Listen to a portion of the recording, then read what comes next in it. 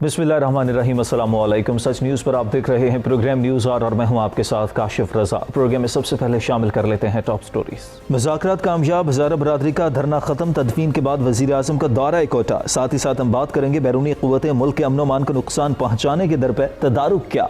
नए साल के आगाज़ से महंगाई की शरह में होश रुबा इजाफा, पाकिस्तानी मईशत की बेहतरी के हुकूमती दावे, हक़ाइक़ क्या। सवाल ये पैदा होता है कि जहाँ पर कल खान साहब ने जो जवाब पेश किया था लवाहिकीन से ना मिलने का, जी ब्लैकमेल नहीं किया जा सकता, उसके बाद खान साहब को बहुत ज़्यादा तनकीद का सामना करना पड़ा और शायद आगे भी हुकूमत के रवैये पर बात होती रहेगी। एक तरफ खान साहब को तनकीद का निशाना बनाया जा रहा था तो दूसरी तरफ न्यूजीलैंड के वज़ीर आज़म को सराहा भी जा रहा था और उनके साथ मुवाजना भी किया जा रहा था कि वहाँ पर वज़ीर आज़म की ये सूरत हाल है और यहाँ पर हमारे वज़ीर आज़म का जो रवैया है वो बिल्कुल काबिल तनकीद है। इस पर हम ज़रा बात करेंगे और साथ ही साथ इस पर भी बात करेंगे कि हमारे मुल्क में जब भी इस तरह का कोई वाक़या होता है तो उसके बाद उसको सियासत ज़दा कर दिया जाता है। गुज़िश्ता रोज़ मुतालबात भी पेश कर दिए गए थे। अली ज़ैदी ने बाकायदा तौर पर मीडिया पर और ट्वीट भी कर दिया था कि जो एक मुआहिदा सामने आया था कि जी वो 10 उसके टोटल क्लॉजेज थी कि ये 10 जो है नकात पूरे होने चाहिए और साथ ही साथ वज़ीर आज़म के वहाँ पर पहुँचने का मुतालबा था। वो मुतालबा उस तरह से तो पूरा नहीं हो सका। खान साहब ने कहा था कि आप तदफीन कर दें, उसके बाद मैं वहाँ पर आऊँगा, दिलजोई भी करूँगा, और खान साहब वहाँ पर पहुँचे भी।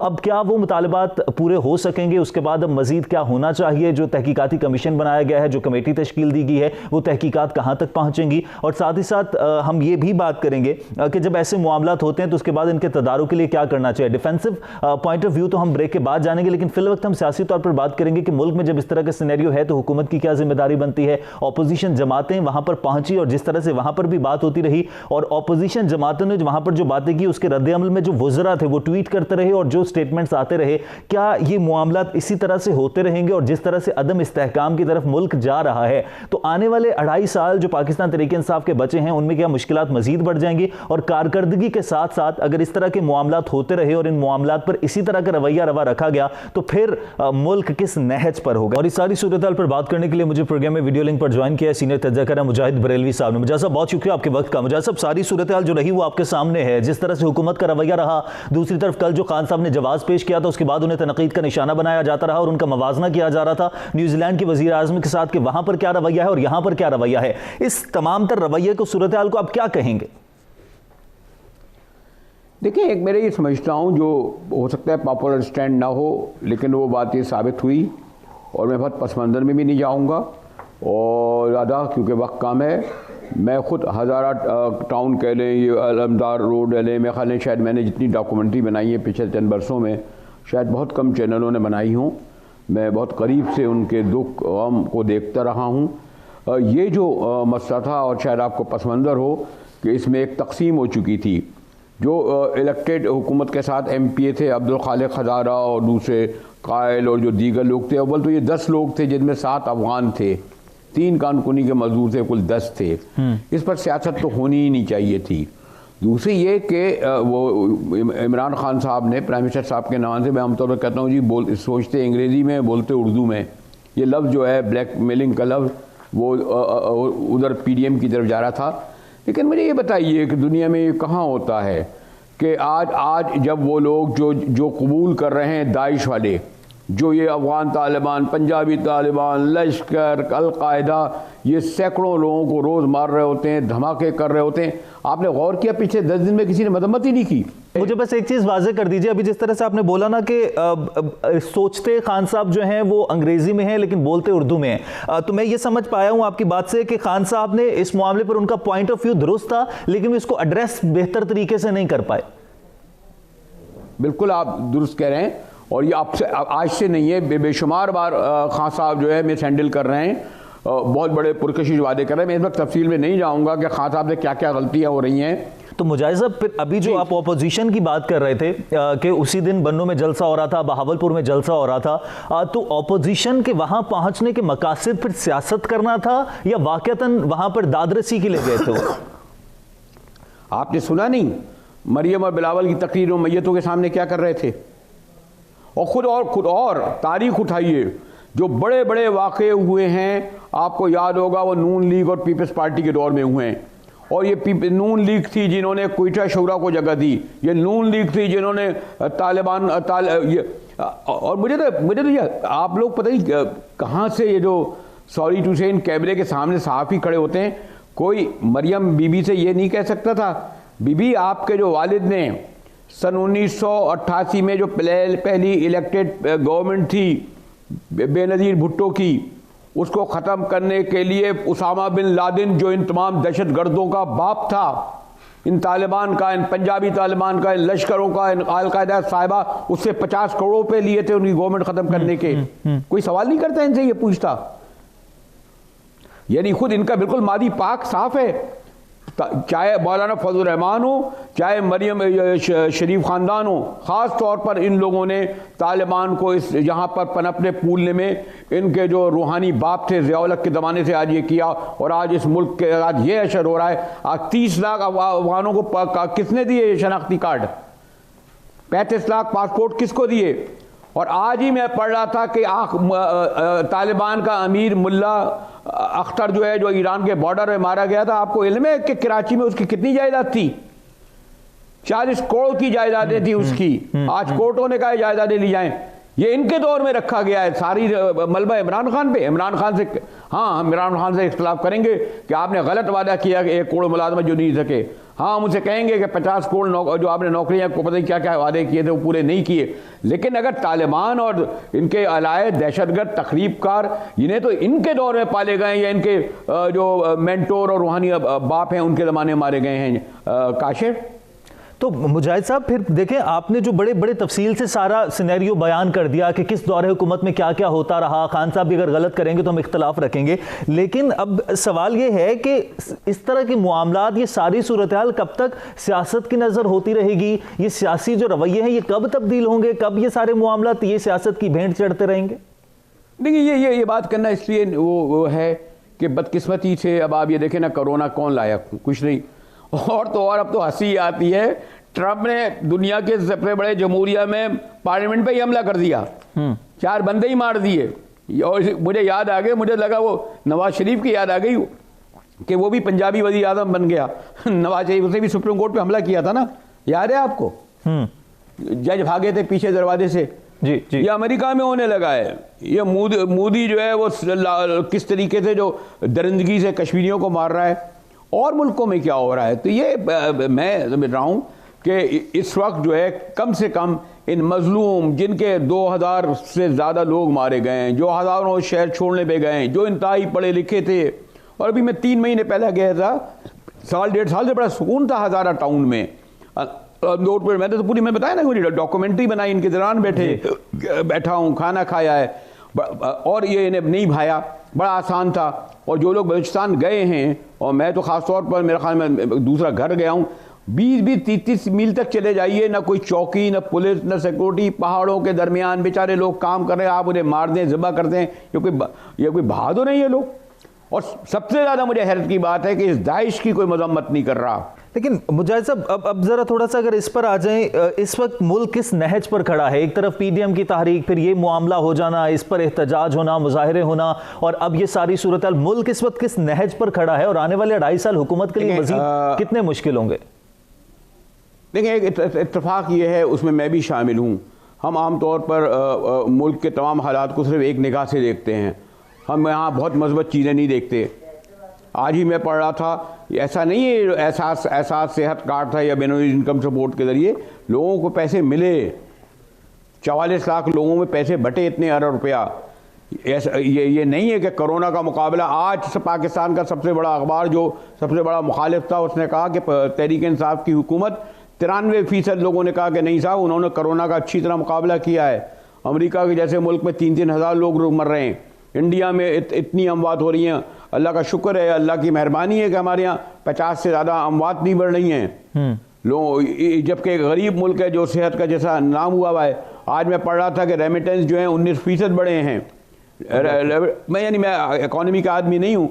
दूसरा पहलू भी है, ऐसा नहीं है कि पाकिस्तान में सब यही कुछ हो रहा है। बहुत सारे मामलों में हमारा मुल्क बहुत बेहतर है। बहुत शुक्रिया। मुजाहिद बरेली साहब हमारे साथ मौजूद है, सीनियर तज्ज़ाकार हैं, सहाफ़ी हैं, और मुल्क में बहुत सारी चीज़ें पॉजिटिव भी हैं और पॉजिटिविटी के वाले से भी हम हमेशा बात करते हैं और तकरीबन तमाम मीडिया ही बात करता है और कोशिश होती है कि ना सिर्फ पॉजिटिविटी बल्कि साथ ही साथ जो नेगेटिविटी पर बात हो रही है ना सिर्फ उस पर तनकीद की जाए बल्कि तनकीद बराए इस्लाह मकसद होता है बात करना है। ब्रेक लेते हैं, ब्रेक के बाद वापस आएंगे। ये जो तमाम तर वाक़या हुआ है पाकिस्तान में, खासतौर पर बलूचिस्तान का अमन एक बार फिर से दाव पर लग रहा है, इस पर भी बहुत सारे सवालात उठ रहे हैं। ये सारे जो वाक़यात हुए हैं या होते रहे हैं, इनके तदारुक के लिए क्या करना चाहिए? पाकिस्तान पर अमन मुल्क के तौर पर दुनिया पर उभरा है, लेकिन अभी मजीद क्या पॉलिसीज होनी चाहिए, इस पर बात करेंगे ब्रेक के बाद। देखते रहिए न्यूज़ आवर।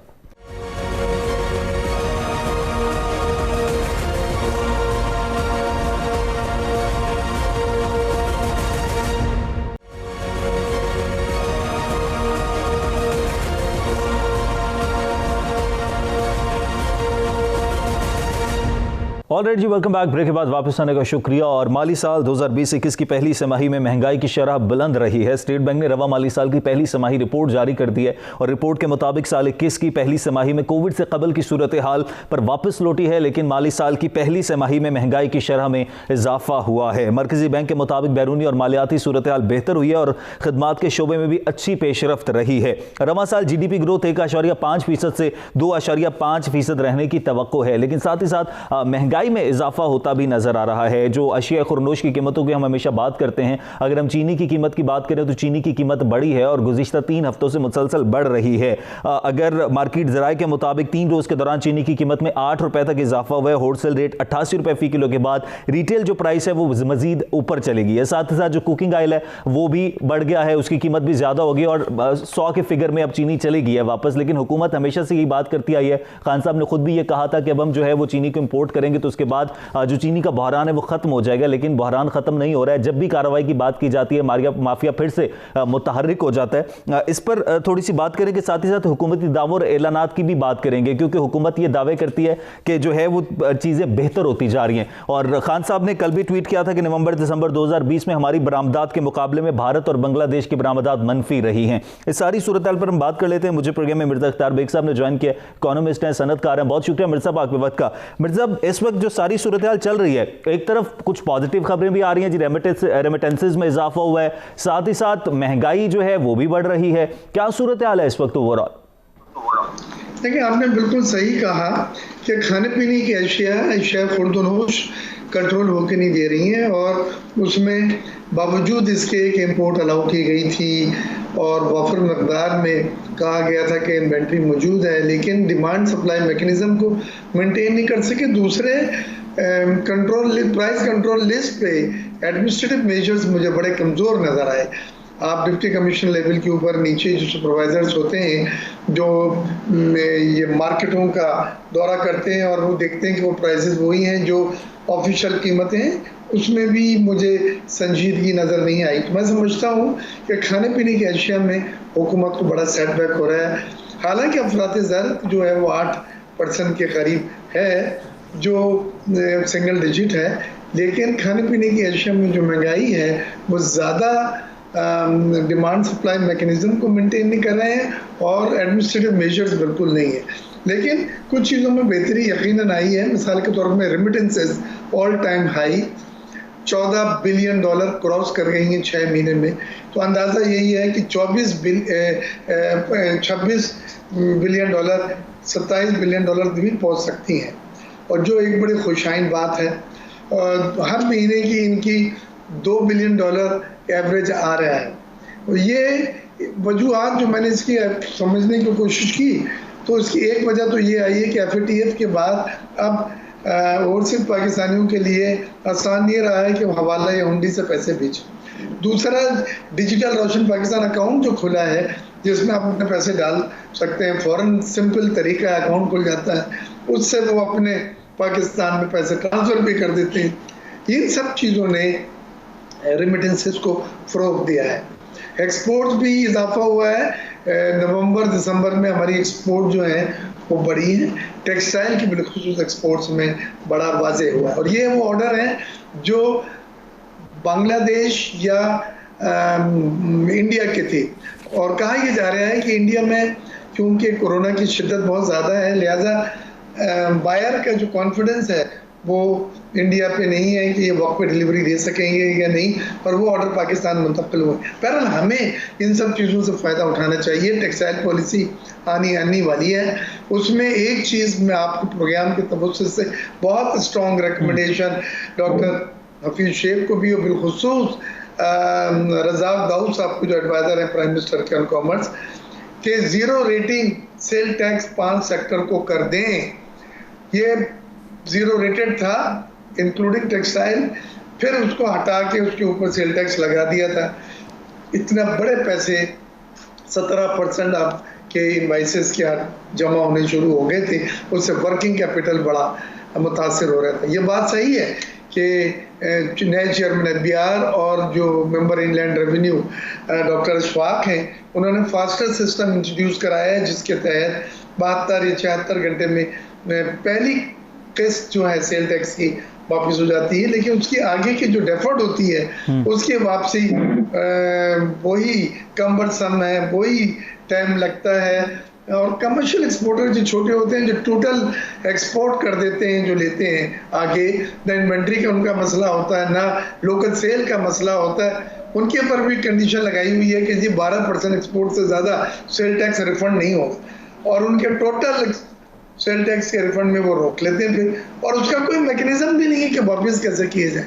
तो मैंने चेयरमैन साहब से भी, डॉक्टर मोहम्मद अशफाक साहब से भी बात की है, और आमिर भट्टी साहब आ रहे हैं कराची हमसे मिलने, हम उन्हें और पॉइंट ऑफ व्यू बतलाएंगे। एक्सपोर्टर का बड़ा जेन्युइन ये इशू है जिसको हम एनोमली कहते हैं, इसको दूर करें।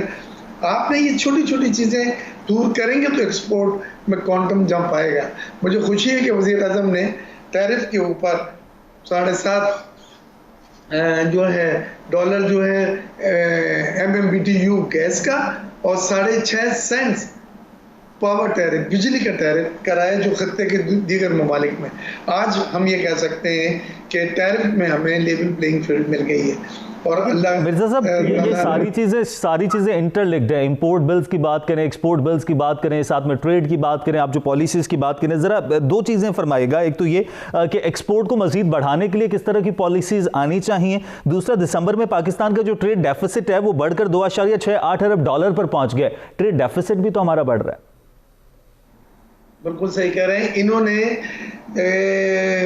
इंपोर्ट के ऊपर रिस्ट्रिक्शन लगाई हुई थी और रेगुलेटरी ड्यूटीज लगाई हुई थी। चले रेगुलेटरी ड्यूटी लग्जरी गुड्स पे लगाते हैं तो उसको डिस्करेज करने के लिए लगाया जाता ताकि इंपोर्ट ना हो, क्योंकि हमारा इंपोर्ट बिल बहुत बढ़ गया था। बिल्कुल सही बात है, लेकिन इन्होंने रेगुलेटरी ड्यूटी रॉ मटेरियल पे भी लगानी शुरू कर दी थी।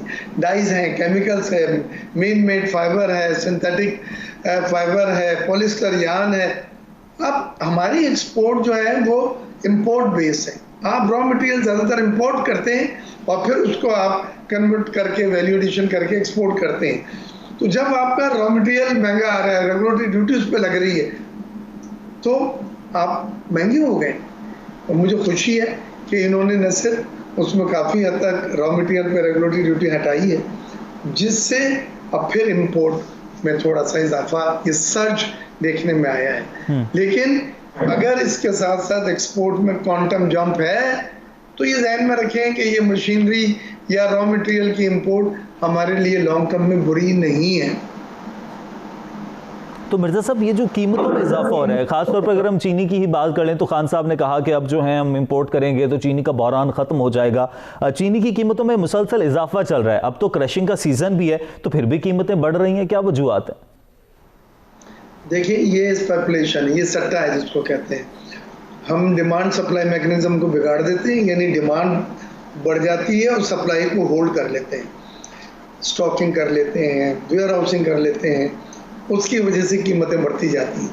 दूसरी चीज़ जो है वो ये है कि प्राइस कंट्रोल नहीं है, ये एडमिनिस्ट्रेटिव मेजर, इंतज़ामी इक़दामात जिसको उर्दू में कहते हैं, आप मुझे नहीं नज़र आ रहा है। आप मार्केटों का जब दौरा करते हैं और देखते हैं कि 88 रुपये किलो शुगर है और ऑफिशियल रेट 65 रुपये 68 रुपये है, तो आप पकड़ें उसको, फाइन करें उसको, दुकान को सील करें। दूध रात को आप उठते हैं नीचे 20 रुपये फी लीटर, 30 रुपये फी लीटर बढ़ जाता है। ये सब इंतज़ामी इक़दाम हैं जिनके तहत इसको कंट्रोल किया जा सकता है, डिमांड एंड सप्लाई मैकेनिज़्म को बेहतर करने के अलावा। और ये बहुत बड़ा सेटबैक है पीटीआई हुकूमत के लिए कि खाने पीने की अशिया उनके दौर में मुसलसल महंगी हुई है। सिर्फ शक्कर की बात ना करें आप, फ्लोर आटे की बात करें, कुकिंग ऑयल की बात करें, इस सब चीज़ें जो हैं वो महंगी हो रही हैं और कई गुना। उसके अलावा फिर मुर्गी की कीमत को आप देख लीजिए, गोश्त की कीमतों को आप देख लीजिए, तो ये सब चीज़ें जो है फूड बास्केट बनती है आपकी। तो डिमांड एंड सप्लाई का जो तवाजुन है मिर्जा साहब, उसको बरकरार रखने के लिए क्या करना चाहिए और क्या एडमिनिस्ट्रेटिव मेजर्स लेने चाहिए? किसी भी सूरत में स्टॉकिंग होल्डिंग ना हो। जिन यूटिलिटी स्टोर्स और बड़े स्टोर से ये सप्लाई की जा रही है वहाँ पे शेल्फ खाली ना हो। इसकी कीमत जो ऑफिशियल है उसी पे बिके, मजाल नहीं हो किसी को कि उसमें 20 रुपए 25 रुपए बढ़ा के जो है सिर्फ इस बुनियाद पे वो बेच देता है क्योंकि स्टॉक नहीं है पीछे। ये सट्टा है, ये स्पेकुलेशन है, ये हमारे लोगों का खून चूसना है।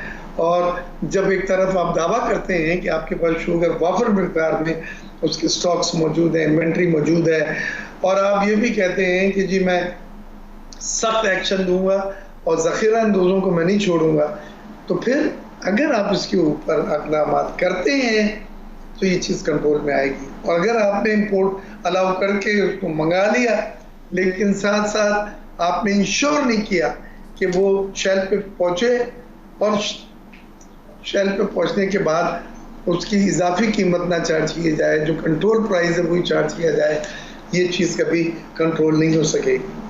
तो मिर्जा साहब, क्या कोई उम्मीद रखी जाए कि जब भी हुकूमत कार्रवाई का ऐलान करती है कीमतें बढ़ जाती हैं, माफिया मुतहर्रिक हो जाता है, क्या कोई उम्मीद रखनी चाहिए?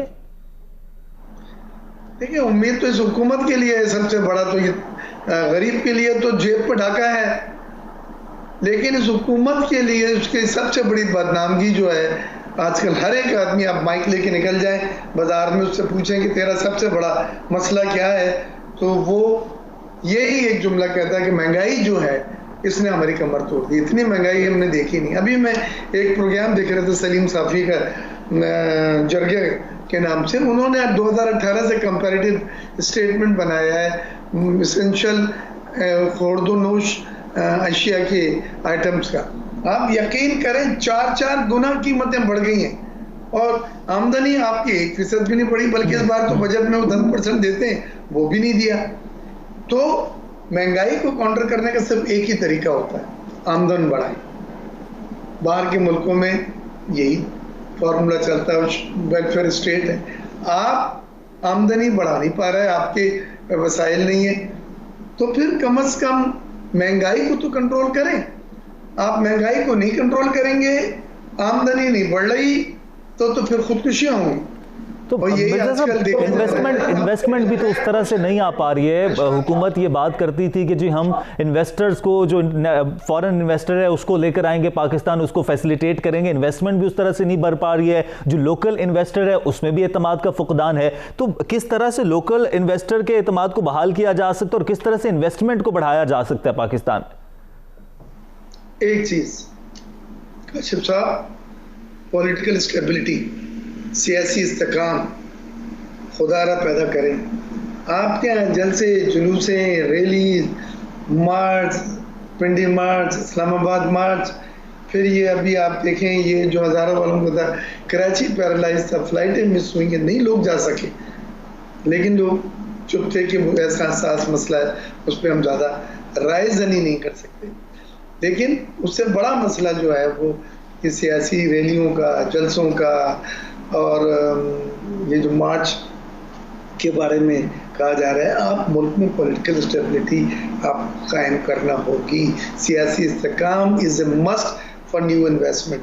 जो बाहर का सरमायाकार है वो सरमायाकारी करता तो पहली चीज़ ये देखता है कि मुल्क में इस्तेकाम ना, तो मुल्क में इस्तेकाम नहीं है, पॉलिटिकल अनसर्टेनिटी है, गैर यकीनी सूरत, तो वो शाही होता है। तो अभी जिस तरह की मतलब सूरत चल रही है, ये इंस्टेबिलिटी तो लग रहा है कि सियासी दर्जा हरारत बढ़ता जाएगा, लेकिन अगर सियासी इंस्टेबिलिटी के साथ साथ जब तक पॉलिटिकली हम स्टेबल नहीं होते, इकोनॉमिकली हम स्टेबल हो नहीं सकते, तो फिर जो हुकूमत की तरफ से फिगर्स दिए जाते हैं, जो बड़े बड़े ऐलानात किए जाते हैं, जो दावे किए जाते हैं, वो झूठ साबित हो जाते हैं। एक आम आदमी तो अभी भी उम्मीद लगाकर बैठा है कि बेहतर होंगी। तो आने वाला वक्त फिर आप क्या समझते हैं कि मजीद मुश्किल है, या हम हुकूमत के कहने पर जाएं कि जी चीजें बेहतर हो रही हैं?